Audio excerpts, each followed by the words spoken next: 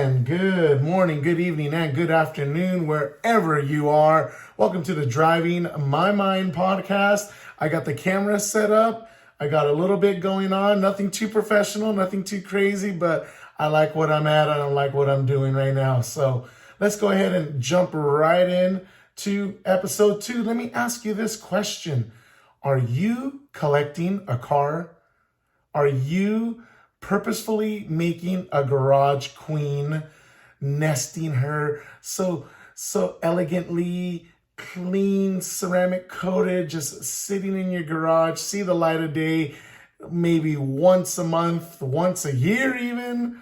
In California, in sunny California, I could not believe you. Well, we're going to be talking today about those car collectors and specifically how they are stifling the young car enthusiasts, the ones that are coming up in the near future.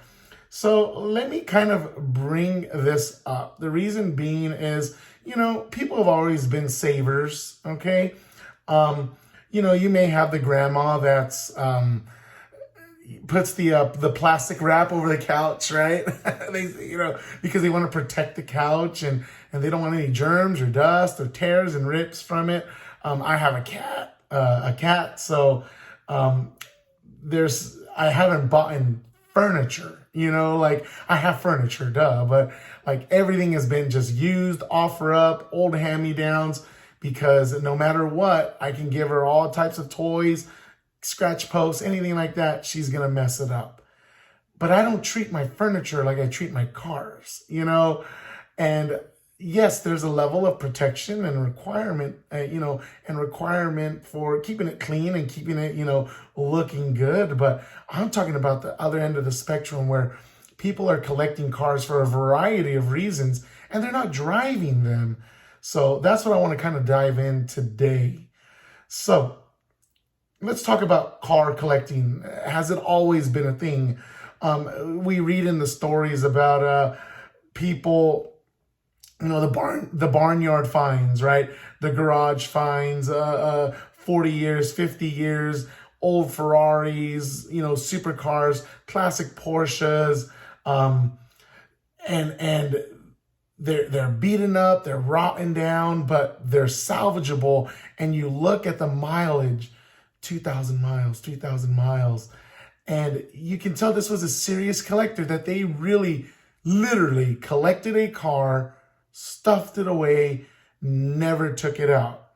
And, maybe I'm being spoiled, being in Southern California. We don't have the nastiness of the Midwest or any place else. We have sun, kind of crappy roads, right? But at the same time, we have the ability to drive our cars year round without much issue. But when you hear about these barnyard finds somewhere stuffed in the middle of Nowhereville, Pennsylvania, and it's a thing of beauty and it has 600 miles on it, you think to yourself, what in the world is going on? You have such a beautiful, rare find and it's just sitting. The tires are rotten out. Squirrels have already nested inside of it. And you think, man, if I only had that car, I would drive it every single place, every single where, yada, yada, yada. And I think that comes with some privilege of being in Southern California. But at the same time, I think it's been around more often than not. And it may not even be a cool car. It may be Joe Schmo's Toyota Sienna sitting in the garage, or a Ford Taurus that, grandma literally drove to and from the supermarket, once every week, and it has, 10,000 miles and it's a 15-year-old car, right? We're not necessarily talking about those things, but we are talking about people that have just found their dream car and have let it sit. And we're talking about naturally protective people. And at the end of the day, is that something we can do for cars, right? Let's kind of transition into modern car collecting, right? Because now, especially with this type of market, we see it now as an investment. I'm going to buy this Morizo edition GR Corolla for $80,000 and $90,000, and I'm going to sit on it and keep it for another 20 years. And in 20 years, I can sell it with very low mileage for $150,000, $200,000. That's what people are starting to see, right? Look at the S2000. Look at the 240SX. The car, the rides that I have. I especially my 240. I drove that everywhere. That was my college commuter with a dumped suspension. Going over bumps. Rattling all over the place. People thought I was driving a broken car, right? But that was my pride and joy. And at the time of my youth, my car was everything to me. And I couldn't imagine myself just letting it sit away. And I wanted to, build it. I wanted to buy body kits, wheels, tires. I took it to drift events. I wanted to do everything to it. And alas, we get older. Life happens. Things cost money. You're making money. It's being spent faster than you make it. So, I'm at that point in my life where, yeah, my 240 literally sits. And it's collecting a lot of dust, if anything. But again, I paid $5,000 for it, and I could probably sell it for $10,000, $12,000, maybe even $15,000 now. It's an investment at this point in today's money. And I just find that absolutely crazy to me. And another story, I wanted the yellow, the Civic Type R Special Edition Limited, the Type R Limited, right? And it was in Phoenix yellow, and I loved the look of the Type R, right? I mean, it was loud and obnoxious, and it was exactly what I wanted. And the Honda dealer locally here got one, and they marked it up $50,000. And I said to myself, I'm not paying $80,000 for a Honda Civic at the end of the day. And even if I did, let's say I bit the bullet and I did, you're talking a car that I spent $80,000 plus tax, registration, and all that stuff. I'm not going to drive that thing, which kind of leads me to modern car collecting, or why is this bad? I'm not going to risk breaking this or some schmuck like crashing into it because they were texting on their phone. There goes the car, there goes the investment. And meanwhile, someone else who bought one of the 600, their values just went up another $5,000, $10,000. I can't fathom that when you see a car as an investment and you can just drive down the block and someone just run into it and it's gone, right? That's how I feel with my S2000.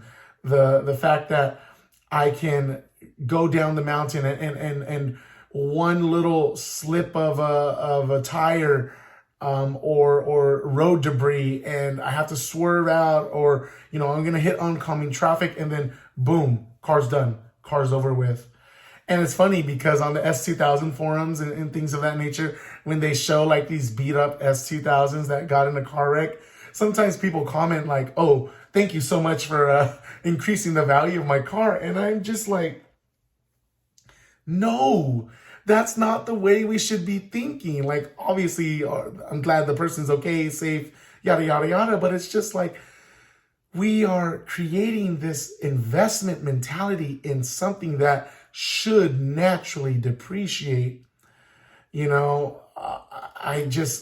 go back to the Morizo edition GR Corolla. The local Toyota dealership here is going to get one out of the 200. And I just know it's going to be unattainium, right? $100,000. And there's no point of driving it. There's no point driving a car that should be driven hardcore on the track, ringed out like no other. And so that's kind of where modern car collecting is going. And to piggyback on that point, it's a way for dealers and manufacturers, right?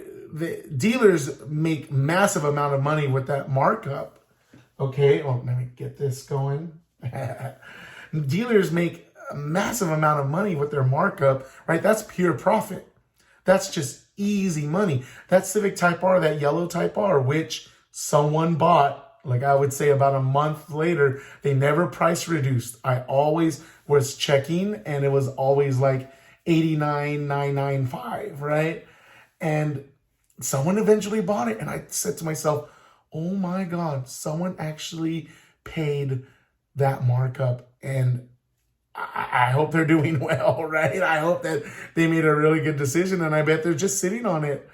But again, pure profit for the dealers, and just it's helped it helps the manufacturer with promotion, right? You know, Marizo Edition Corolla, Civic Type R Limited.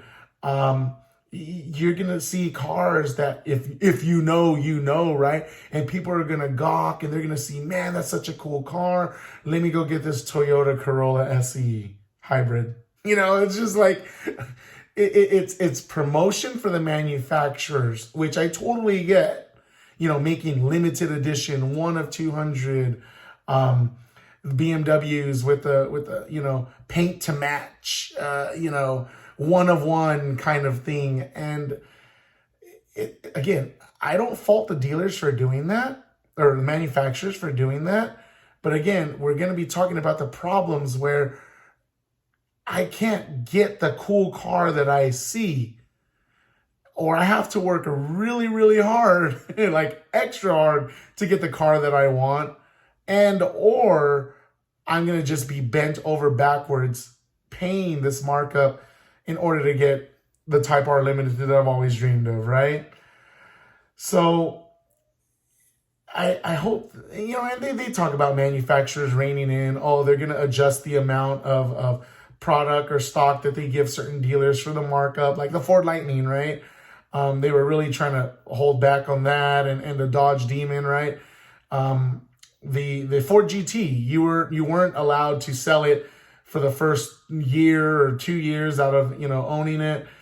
Dealers see that problem, but again, these cars are in the realm of unattainium, except a Honda Civic, you know, GR Corolla, the fanboy stuff that I love, that I want, that, you know, I feel that, you know, I have a professional job. I'm working, you know, 50, 60 hours a week. I do some side gigs. I do as much as I could. And I just say to myself, this is not a wise financial choice. Now, yeah, you know, Billy Bob and Jimmy Choo can go and you know, they have parents' money. They're living at home. They don't care. They're going to spend whatever money. They're going to finance it 7, 8, 10 years, 12 years. And they're going to get the coolest of the cool car. And I can't compete with that. I just don't live in that reality. But for those that are the working class and the car enthusiasts that really want something cool, those people, those car collectors, modern car collecting, and the if you know kind of deal is really killing the upcomers. And that's what I want to get to kind of start wrapping it up is, you know, why is this bad? Why is me holding back on my mileage on my LC500 killing, you know, what could be a future car enthusiast? Well, take the LC, right? And it's funny with Toyotas.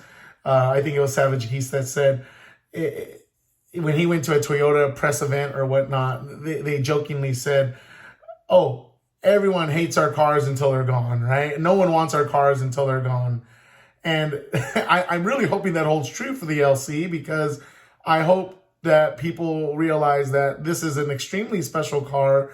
It was an attainable, I don't want to say supercar, but flagship vehicle that is in and itself unique and special. And right now I'm just in the depreciation slump. Those cars are depreciated 30% minimum that first year. You know, like I think I'm barely above water on it right now. And I just don't see, like, I'm not expecting it to double in value within 1 year, but look at these Type Rs, look at these GTRs. They have minimal depreciation. If not, they've appreciated. I think it was Bros for Speed. He got his GTR and spent like 70,000 on it, and then 2 years later, it's worth $77,000, even with the added mileage. And I'm like, oh my God, but my LC is reduced. It's like I see some LCs going for $60,000 already. And that's the flagship Lexus vehicle. This is like top-notch kind of thing. And so I'm part of that problem, right? And this is why I mentioned it. My brother, he has BMW E46 M3, Grabber Blue GT 350, Mitsubishi Evo 10. He has an amazing car collection. He doesn't drive anything but his Honda Fit to and from work. He has a Toyota 86, the first gen, not the AE86, but the FRS BRZ GT86. And he drives that in the Honda Fit the most, even though he has an amazing car collection. But again, it's the mileage, and it's just knowing that these cars are from an era and irreplaceable at that. If someone wrecks it, you're SOL. But he's already fought or moved past the depreciation. And for me, I'm just thinking, wow, is this what I'm turned myself into, waiting for that appreciation and investment level of a car? It's crazy. And for the fact that I do that, I keep my stuff. I don't drive my stuff. And then what does it do? It reduces the actual driving of the car, right? Why bother take something that's worth money? Why take my S2000 out when Susie Q is going to ram into it because she was TikToking in her car?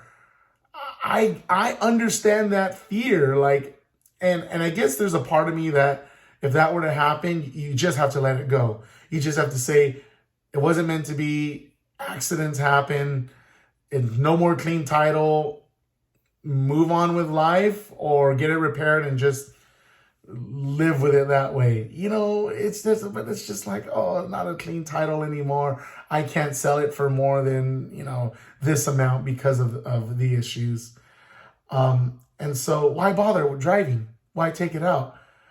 And when I take it out, I'm going to be really careful. I'm going to, drive it. I'm not going to drive it like a D, I'm just going to show it off and take it back home and stuff it away. And it sucks. Like, it's not fun, right? It's not fun. These cars were meant to be driven, and I barely drive them to and from the car meet.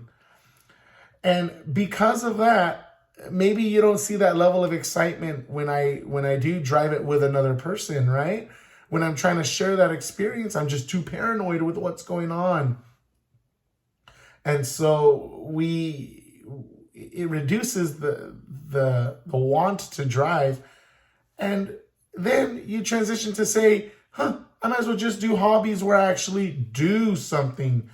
And that's so true, especially with the youth, where they have such a limited attention span, and they just if I'm not feeling or getting something out of this, I have to be patient and wait for some level of return on investment of time and level of fun. Well, forget it. I'm going to go find something else. And just that mentality and just that attitude immediately takes them out of the car world and the car realm, where it's kind of like, oh, great, I can get maybe this Honda Civic Si or Volkswagen GTI for $5,000 over MSRP. Instead, I really wanted this Porsche Cayman that should be affordable, used, and I can't get it. I had an interview that way, one of my earlier interviews, where it was a guy with the brand new Volkswagen GTI. And again, it was amazing. But he mentioned everyone was marking everything up, and the Volkswagen dealer wasn't marking up this GTI, but even used Porsches, because he really wanted that Cayman, couldn't do it. He said, for what the Cayman is and what they were asking, 50, 60, 70,000 still for a 10-year-old Cayman, he was like, there's no point. It's forget it. And I agree with him 100%. If you're going to mark up, if you're going to do that crazy stuff, There's no point and no reason to spend money for something you don't see value in.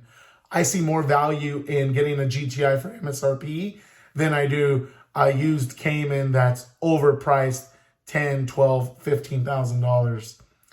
So I want to leave you with that. Think about your car collecting and your attitude. What is it that you're doing with your car and your ride that is affecting the car culture and the youth? Is there a solution? Really not, no. I leave it up to you to decide how you treat your cars and what you kind of advise the youth. I honestly, I tell people, if I could find another hobby or find another passion that doesn't disappoint me over and over and over again, like the car world, I would find it and I would do it. I would be all in with it. But I love cars. I love everything about them. And for now, there's another aspect dealing with it, and it's the collecting culture. And it's, less about driving and more about having. And I wish that that weren't the case. I wish that all cars depreciated, all cars lose their value, and it becomes more accessible for people to obtain, buy, and drive. I wish it were that simple, but it's not any longer.